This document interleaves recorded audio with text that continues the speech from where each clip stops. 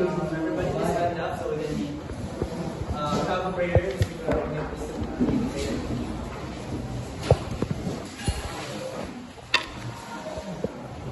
Bow down our heads, close our eyes, and give the Father to pray. Lord, thank you for this day, thank you for this afternoon, Lord. Lord, today, two groups ang mag-demo ko ng Lord. Lord, again, to Lord, demo mo yung kwan, Lord, niya. Larong Lord, and ikalayo mo sa ano, Lord, niya. Kapag ba, Lord? In Jesus' name we pray. Amen. Can you please sit down and don't forget to please pick up things and who's absent for today? Mr. Secretary Lab. If none, so we have kindly have a 1/4 sheet of paper so we can have a short verification quiz last meeting. 1/4 lang. So this is for our recall about the last meeting. 1/4. 1/4? Or any sketch paper na lang. So, sige sir. Sige. So here are choices.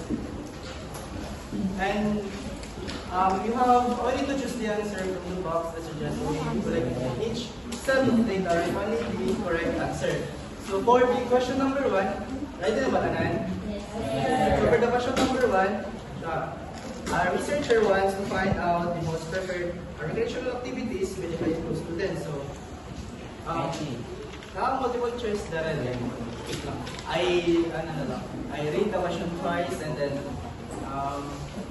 the answer. Okay? Again, our researcher wants to find out the most preferred recreational activities by the high school student. Again, our researcher wants to find out the most preferred recreational activities by the high school student. Okay na? Proceed to sa number 2. Number 2. We would like to get the opinion of the person regarding the US-Kuwait conflict. Sir, kindly pakilayan ng bukas. Number 2. We would like to get the opinion of the president regarding the US-Kuwait conflict. So, choose the answer lang. So number 3. The manager of a restaurant would like to know the number of customers they have from 10 a.m. to 11 p.m. Again, the manager of a restaurant would like to know the number of customers they have from 10 a.m. to 11 p.m. And now, question number 4. The school principal wanted to know if grade 5 students were enjoying their class in English. Again, the school principal wanted to know if grade 5 students are enjoying class in English. Okay na? No answer. So number 5, last question.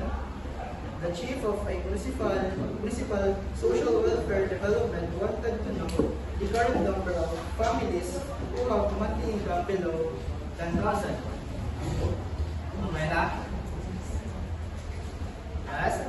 The chief of the municipal social welfare development wanted to know the current number of families who have a monthly income below 10,000 pesos. Okay na? Yes. Repeat. The chief of municipal social welfare and development wanted to know the current number of families who have a monthly income below 10,000 pesos. If done, you can exchange papers and just lang. So for number 1, what is the answer? The answer is letter B. C. Letter C. For the number 2, the correct answer is letter A. No, B. Letter D. So number 3, what is the answer? Letter A. Number 4. What is the answer? Letter A. Oh, letter E. Good. The last number. What is the answer? B. Letter B. Letter C. Who got perfect score? Wala. So, let's move on. So from the previous topic, we tackled about types of data, right? So what are the types of data? Anyone? Yes. Nominal. Anyone? You have ordinal data. Ordinal? Interval and last? Ratio. So we have here a game. Kasi familiar din na game. 4 weeks, 1 word or yes, an arrangement. So for the number 1, anyone who would like to answer? James Bandolan, that's your answer. Ali, that's correct. And that's the Isa, that's Cecilia. Very good.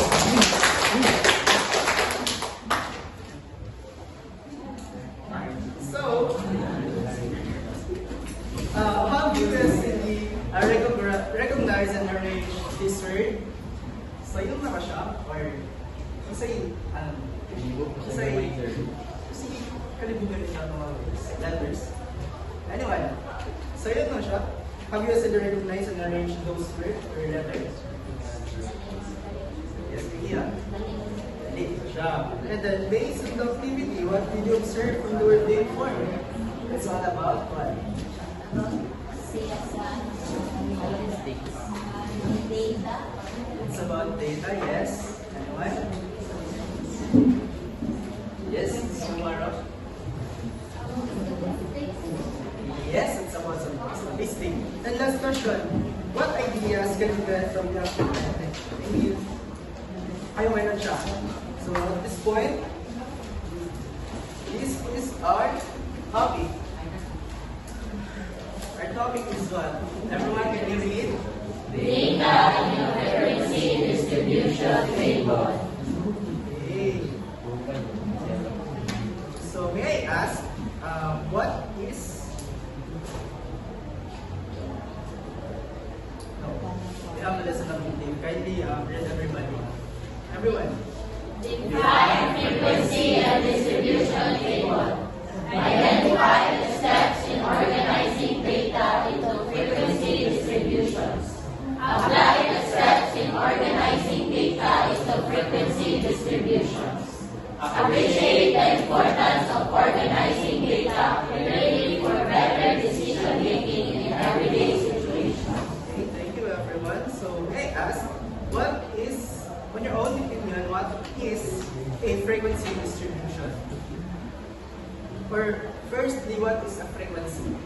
Anyone would like to answer or would like to share their thoughts? Yes. I think it's all about arranging data based on Yes, maybe. Anyone? Yes. For me, ang frequency is kanang one. Because balik-balik, sir. Yes, absolutely. So frequency is the number of times each score occurs in a data. And may I ask, what is frequency distribution? Anyone? Frequency kanina is about the number of times na nag-appear siya sa data. And the frequency distribution is what? Anyone? Anyone like to share? Mr. Arellano? Ala? So, anyone? Miss Anita, would like to share something? Ala? And last, Mr. Regina. So, here, frequency is the number of times each score occurs in a respective data, while a frequency distribution is a way of presenting and organizing the data collected in tabular form or using classes and frequencies. So, gets na yung check kasi difference sa luha. Frequency is about the number of times which is appear, while a frequency distribution is a way of presenting and organizing the data. So,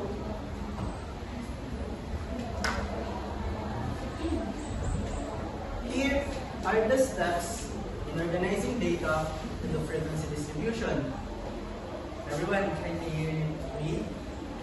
Step 1. Make 3 columns. Arrange the data in order in the first column. Step 2. Make a tally. Step 3. Count the tallies, then write the frequencies. Step 4. Total all the frequencies. So don't forget these steps because we're having an activity prior to it. Okay? So, here are the frequency distribution table taught us. Can you read, everyone? Organize data systematically. Easily identify patterns. Prepare data for graphs. Okay. So, frequency distribution table taught us to organize the data systematically. It means, if you organize it, mas dali na lang siya tanawan or basihan later if magtali-tali na ta. Diba? And easily identify patterns. Like, if magtali na ka, mas dali na lang siya unya pag mag-label na ka. Okay? And lastly, prepare this for the graph. Different types of graph also. And for our activity, kindly count from 1 to 3 because we will have a 3 groups. Starting from 2, 3. 2, 3, 2, 3, 3. 1, 4, 3.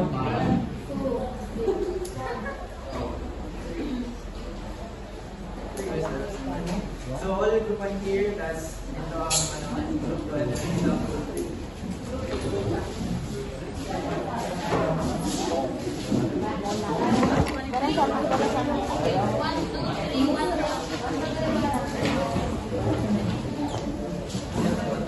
So that's it. In that group, select a leader and then isa leader sa tamang group. Ito sa mga teams. Alena. So what is it in the please come forward. Okay.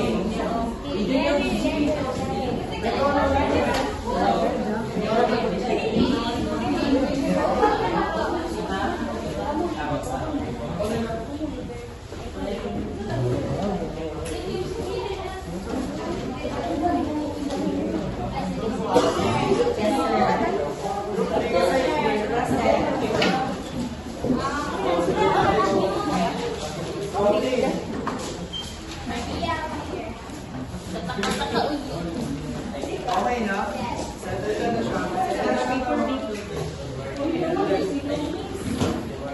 So in this activity, now, everyone, in this activity, can you read? Here are the results of survey about the favorite colors of 15 students in freshman class. Answer the following questions. Use the distribution table. Question number 1, basa. Isa naman read. What goes to the freshman student? Continue. What color is less likely to be their favorite? What can you say about their preferences? Okay, you have only 5 minutes. Do you want to start now?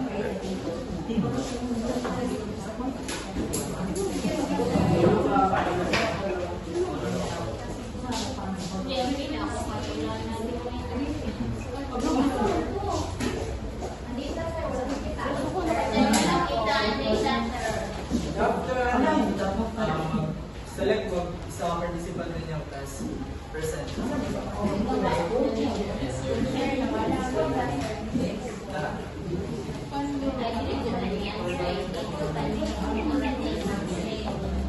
So na guys.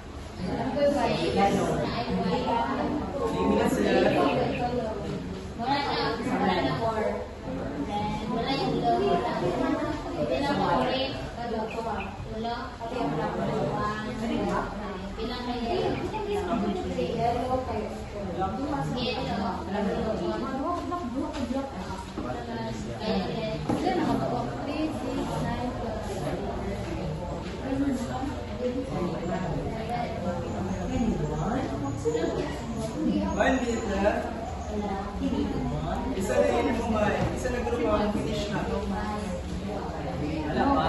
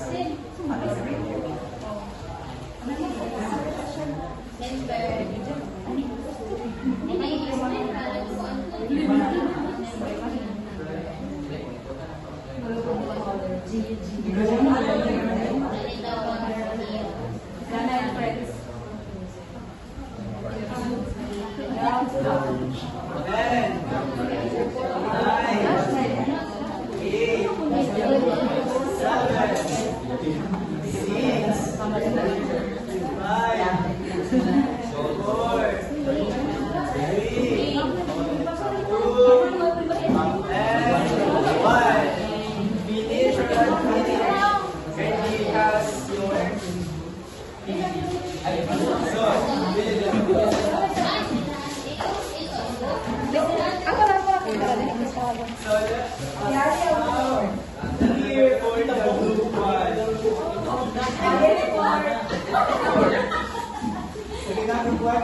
So this is the categories. Green, white, yellow, red, black, and white. So the tally is ang green is 9 kilo. 3, tapos ang parentheses 3, the violet 1. Yellow 3, red 4, black 2, white 2. So the question for number 1 is what color do fresh students prefer the most? So red is the most preferred color. Then what color is less likely to be the favorite? Violet. Another shine sa.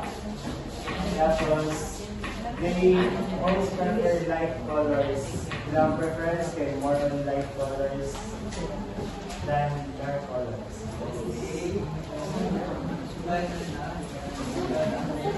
Let us give a round of applause for the group 1.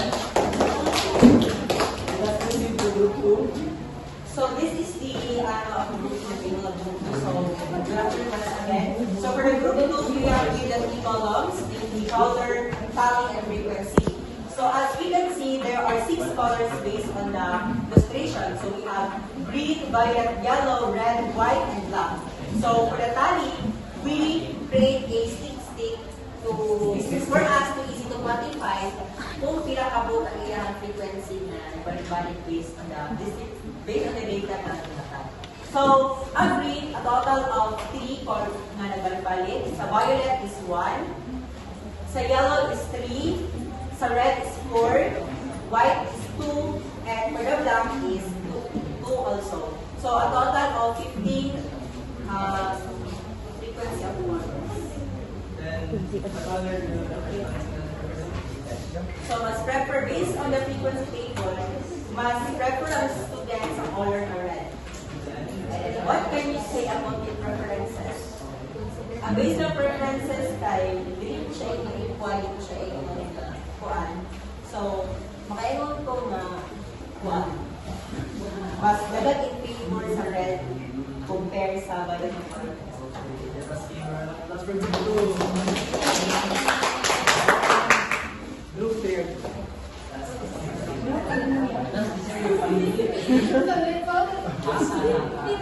What color do freshman students prefer the most? If there are red and then ilang is violet and then what can you say about your preference? That's like warm color. Okay. Let us give for that's correct, no? So, first assessment. Sige, ano na lang ito? Q&A. So, what is frequency? Anyway, yes, it's zero. That equals the number of times. The number of times. Okay, that's correct. Number 2. Yes. Which of the following is used to keep track of counting in groups of 5? Letter.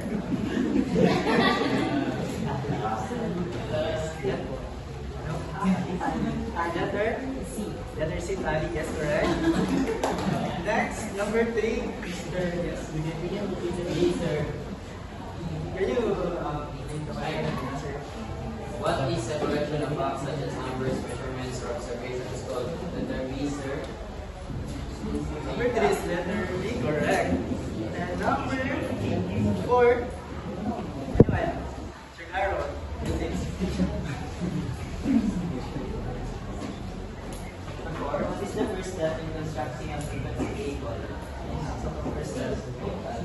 Symmetry columns. Correct. And lastly, number 5, ano ba? Sige lang, ano say? And group frequency distribution is used when data is less than Letter? A. No. Anyone? Yes, Cativeros. Individual or small data sets. Perfect. Letter C.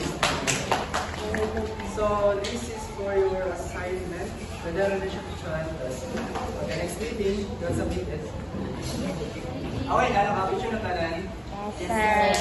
Before we end our class, let us remember the importance of ideas we discussed today.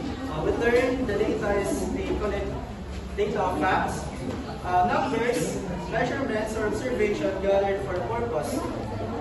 We also learned that tally is a simple method used to record and count data. When frequency refers to how many times a data value occurs. And these concepts help us understand data better and make meaningful interpretation from information gathered in real-life situation. I hope you gain something or understand the tally frequency distribution table. So, thank you for participating, everyone. See you in next class. Goodbye, class.